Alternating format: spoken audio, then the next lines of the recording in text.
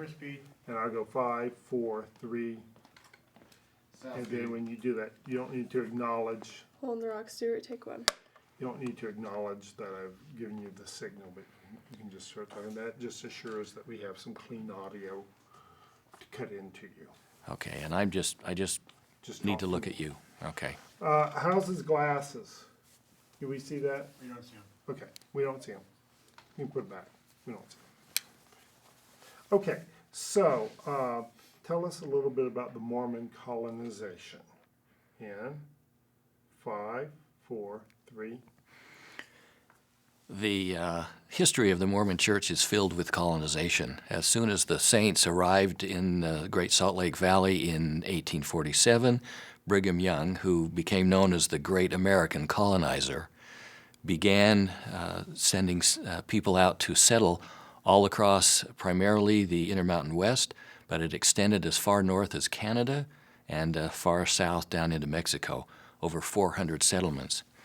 Most of those settlements were concentrated along what we call the Mormon Corridor, which essentially is Interstate 15 and Highway 89 going from north to south across the state. There were some eastern settlements, but those didn't begin until the mid-1870s. You have Escalante, Castle Valley, Moab, but virtually nothing in the far southeast corner where San Juan County is primarily today. That didn't begin until the late 1870s. Brigham Young had expressed an interest in settling that area, but he passed away in 1877. His successor, President John Taylor, continued with that, and in 1879 he called a group of people, primarily from Oak City, Cedar City, out of the Mormon Corridor, basically, to head east to what's called the San Juan Mission. And their goal was to make their way from the west to east and to settle on the San Juan River. Very good. Oak City, where's Oak City? Oak City is north, well, it's central western Utah. So it's over by Delta. Is that Oak City? Yeah, relatively close to Okay, Delta. and were people called out of there? Right, Oak City. Let's go back there to that point. Just say and list the name. Oak City, Cedar City, Parowan, Paragona, Paraguna. Paraguna. Somebody will correct you on that too. But let's kind of get those, and some even left from Panguitch.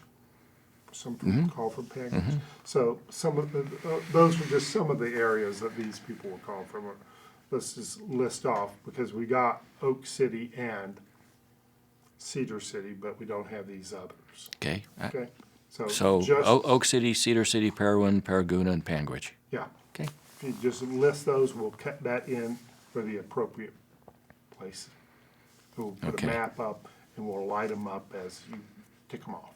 Okay. And 5, 4, 3. Families were called from Oak City, Cedar City, Parowan, Paraguna, Panguitch to head east to settle on the San Juan River in what soon became known as Bluff. Very good. Okay. You made it through that just fine. This can be easy. Okay, Charles Hall. You want to look over this real quick? Yeah. Yeah. Explorer.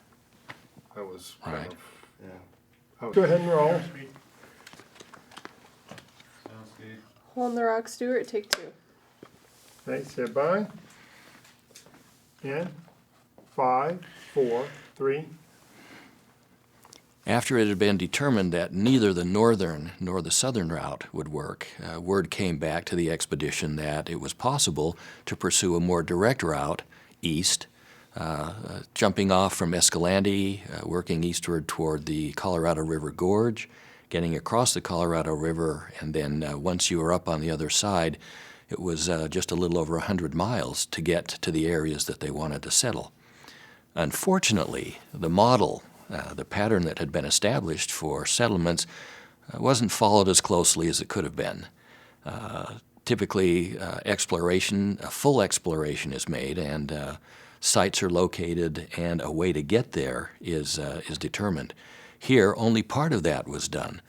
A little bit of exploration was done on the east side of the Colorado River Gorge, but unfortunately it wasn't thorough enough, and what was expected to be a 6-week journey turned into nearly a 6-month trek. Very good, very good. Okay, now, Charles Hall. Okay. If you want to bring John Taylor back into it, I know I can get lots of pictures of John Taylor. I Okay. have a different picture every time we talk about it. I'm Good. not sure I could say that about the other Hole in the Rock pioneers. The same Yeah, picture yeah, they over were- and over and over. They didn't have quite as much exposure as he did. No, not nearly. I think we got John Taylor funeral pictures. You know they have those? No, I didn't know that. They have those. In the tabernacle, it's in the tabernacle collection. Okay. You know, That's where they would have had his funeral, so. it's just a box out there. If and- you're gonna talk about that, okay. Difficulty. Yeah, of crossing the Colorado. Okay, got it. Glad you remembered. Hole in the Rock, Stuart, take 3. Stand by. We'll go in 5, 4, 3. In anticipation of the difficulty of getting these pioneers across the Colorado River, early in 1879, President John Taylor issued a call to Charles Hall and his 2 adult sons to build a ferry for these pioneers. And work began on that in the Escalante Mountains. When Charles Hall and his boys went up there, they cut timber and lumber and freighted it from the Escalante Mountains down to Escalante. There, the lumber was milled and cut to fit together Lego style for the ferry. These pieces were then taken by wagon from Escalante to the top of the Hole in the Rock, where they were then handed down piece by piece and assembled by the river. And there, the pioneers worked with the Halls to make sure that all of the heavy work was put together in the right way. Hall, with his expertise, used pine pitch to seal the seams and the cracks to create a water-worthy craft. Now, this was all done, coordinated, so that the ferry would be finished at the same time the crevice was finished, so the pioneers wouldn't have to wait to get their wagons across. They were anxious to beat the weather in their journey. So with that coordination, in anticipation of the difficulty, Charles Hall completed his work, and it was ready on January 26th when the first 26 wagons came down the crack.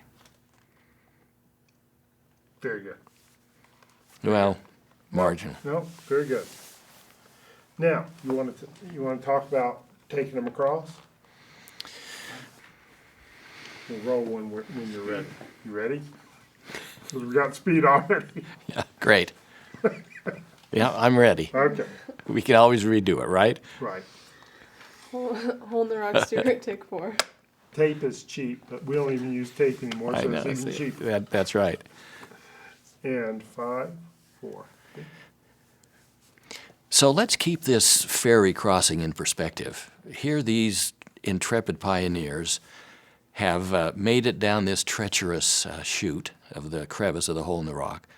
They've driven their wagons across this roadway, Uncle Ben's Dugway, that's been tacked onto the side of a cliff, and now they're looking at getting on a ferry to cross the Colorado River. Imagine putting your family, your wagon, and your livestock on a ferry to go across 100 yards of the Colorado River.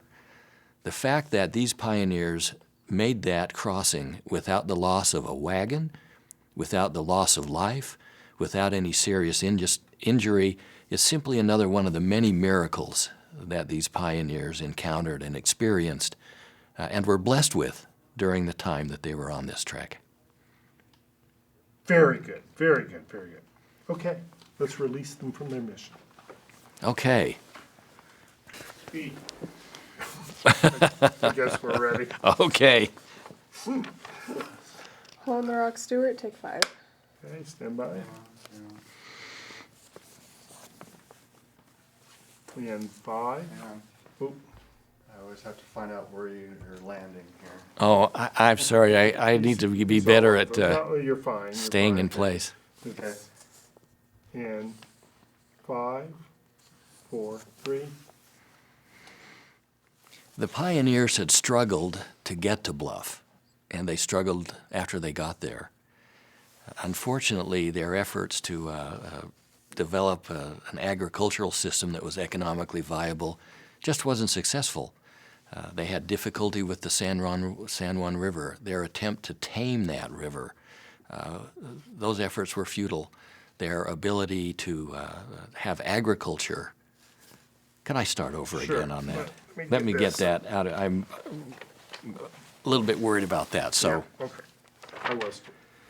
All right, and 5, 4, 3. The pioneers had struggled to get to Bluff, and once they got to Bluff, they still struggled. Their efforts to tame the San Juan River for agricultural purposes were futile. They were living in a hot desert climate that wasn't very hospitable. They hadn't been able to develop agriculture in a way that they wanted. They were discouraged, and over the years, they had sent petitions to Salt Lake City, church headquarters, asking about the future of the Bluff settlement. Part of those efforts to communicate to Salt Lake City resulted in a great interest that Salt Lake City had, and general authorities came down several times. One visit in particular was headed by Brigham Young Jr., who, after hearing the description of the circumstances and actually seeing what was going on, said, "Those of you who want to leave are released. Please go with our blessing and our grateful appreciation for the work that you've done. But I promise those who stay that you will be more blessed and more prosperous than if you leave. Both spiritually and temporally, you'll be blessed." Taking that admonition to heart, the people of Bluff stayed. They renewed their efforts and their commitment. They began to realize that Bluff really was their home. It was their permanent home. That's where they were going to raise their families and really put down deep roots. Should we say many stayed? Yeah, just about all of most of them did stay. Okay, let's go back and say that. Okay. So Brigham Young said you'll be doubly blessed. I think you said with that, most of them stayed. Yeah, okay. So that, somebody doesn't call up and say, well, my great-grandfather lived there and he didn't stay. Yeah. Okay. Because we do get those. Okay, and 5, 4, 3. With that blessing from Brigham Young Jr. in mind, many of those hardy pioneers and settlers elected to stay. Very good. Okay, now, fine on that, let's talk about, that way it'll just cut better. Hole in the Rock, Stuart, take 6. This is the last thing, unless you have another story you want to tell us. Okay. We'll give you that option. Okay. And 5, 4, 3. When the Saints arrived in Bluff in 1880, they recognized the availability of pretty good range land to raise cattle. And by 1883, the locals were running about 15,000 head of cattle. But word was getting out, and by 1885, several large cattle outfits were beginning to come into the area from Colorado, New Mexico, and some of the other states. Well, this created some competition. Remember that one of the main reasons that the Saints were called to Bluff was to settle the area, create an environment where additional growth could be accommodated. But the local cattle company, or the... Okay. But local, or Okay. however you want to say it. 5, 4, 3. As that competition for land increased, the problems of good rangeland became more apparent. You need not only winter, but summer rangeland, so you've got to have twice as much area, and the competition got pretty serious. The cattle companies were referred to by Francis Hammond, who was a local church leader, as cattle king monopolists, who, in the view of these pioneers, weren't content with simply coexisting, but had attempted actually really to take over the prime land in its entirety. In spite of that fierce competition, there really were pretty friendly relations between these cattle companies and the Mormon settlers. The Bluff young men had opportunities to work for these cattle companies. The cattle companies traded with Bluff, and in return, Bluff citizens were good about returning stray cattle to their rightful owners. Break. Break. Okay. All right. I need to check. That's good, that's good. Camera speed. Sound speed. Hole in the rock, Stuart, take 7. Okay, stand by. And 5, 4, 3. The Bluff settlers had to act quickly to protect their interests and gain as much ground as they could. So they began buying up cattle, and by 1885 they had a goodly number as well. But by the end of 1885, in spite of the large number that the Bluff residents had put together, that number was still much smaller than those cattle operators had been able to establish. Okay, can we That's right. stop there? Yeah. Okay. Now where are we? Hang on. Oh. Okay, we have these large numbers. Oh, Okay, We could talk about the sheriff. yeah, well, I was going to talk about the Indians, Okay. the Navajos, Mm-hmm. and then segue from there to a time frame that this resolution took place. Okay. Okay. That'd be fine. Okay. And we still rolling? Still rolling. And 5, 4, 3. Another competitor in this competition was the Navajos across the river, who would bring their sheep across the river to graze on the ground that both the settlers and the cattle barons were interested in using. But that was eventually brought under control because there was some negotiation between the Indians and the Bluff residents about the residents leasing some land that helped out. Now, by the end of 1886, this problem began to resolve itself, this competition between the outsiders and the locals. First of all, the government set up a taxation system that increased the cost of doing business for these cattle operators. Secondly, there had been 2 serious droughts that had dried up a lot of that rangeland. And lastly, the price of that beef commodity had dropped. Those 3 items combined, those factors essentially convinced these cattle operators to leave, which they did. And as they pulled out, they were able to liquidate part of their herds by selling them to the local Bluff residents, and that increased the Bluff holdings, not just in terms of their cattle inventory, but for their land access as well. So fortunately, it was a positive resolution to one of the 3 main reasons that these pioneers were initially called to settle on the San Juan. Very good, very good. So what do you do when I gag No, partway through? If you're not on camera, Let's do it. let's do it. Let's do it. Because if it's perfect and we get it, then that's fine. If it's perfect and we don't get it, then we have to do it again. Yeah. Sound speed. Hole in Okay. the rock, Stuart, take 8. Hey, more than we've done on anybody. Okay, and 5, 4, 3. Let's keep in perspective the 3 main reasons that these pioneers were originally called by church authorities to the San Juan mission.